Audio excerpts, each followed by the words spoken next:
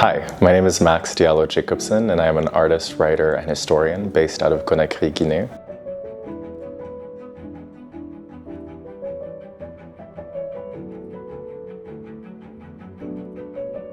As a researcher, I'm really interested in the 1960s and the 70s as an independence period on the African continent. So that is where I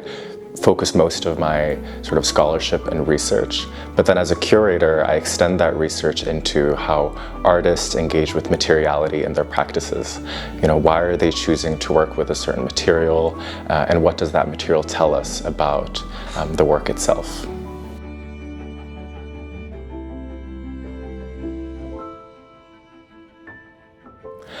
I mean, when I was looking at the ARAK Collection, it is such a bold and diverse, and has a bold and diverse range of works from the African continent. And as someone who's really interested in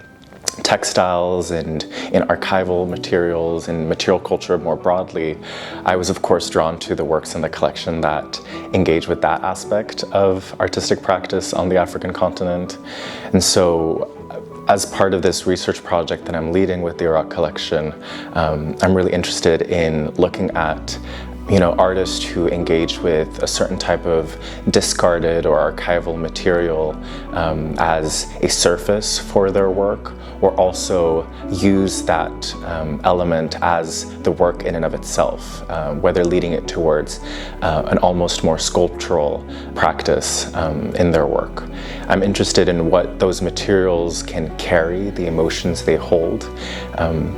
and that way, the ways in which the work that is produced, how that might be both intimate to the artist and also violently global in the way that it speaks to the role and the position that Africa has on the global stage.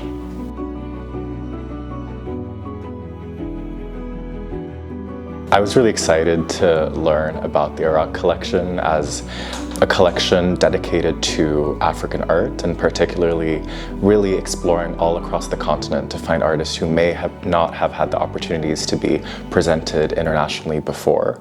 And this fellowship program is one that is, giving a chance to young curators like myself to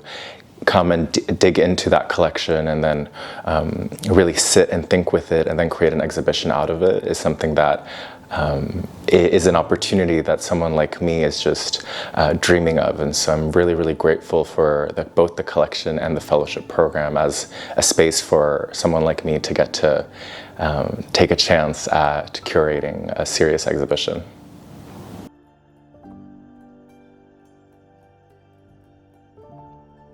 This collection is such an exciting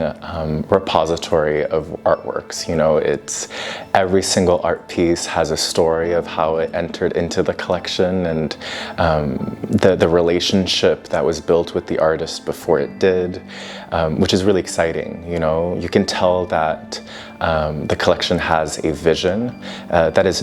that goes beyond just collecting work, but also really working with the artists themselves, working with the community that they come out of, working with Africans more broadly to write and think about this art and then to engage with it in an exhibition format. It's a collection that really is working to create sustainable paths for African artists and African institutions, African writers, which to me is incredibly exciting.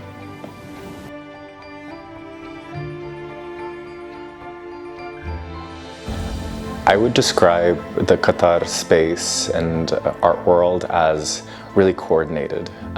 There's a clear sense that an understanding of how important arts and culture are.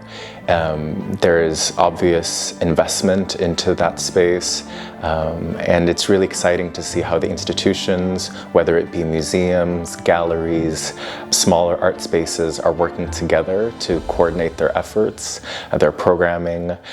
creating very clear pipelines for art historians who are studying and then want to work in the field, for artists who have art schools, art residencies, and then exhibition spaces. It's quite exciting to see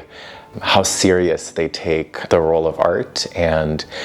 it makes me really excited to see the role that Qatar will continue to play on the global stage in terms of the art world, and also as a place that is situated at the crossroads. It's really cool to see African art exhibitions happening here in Doha, and also see how we can build bridges between this part of the world, my part of the world, and other worlds beyond.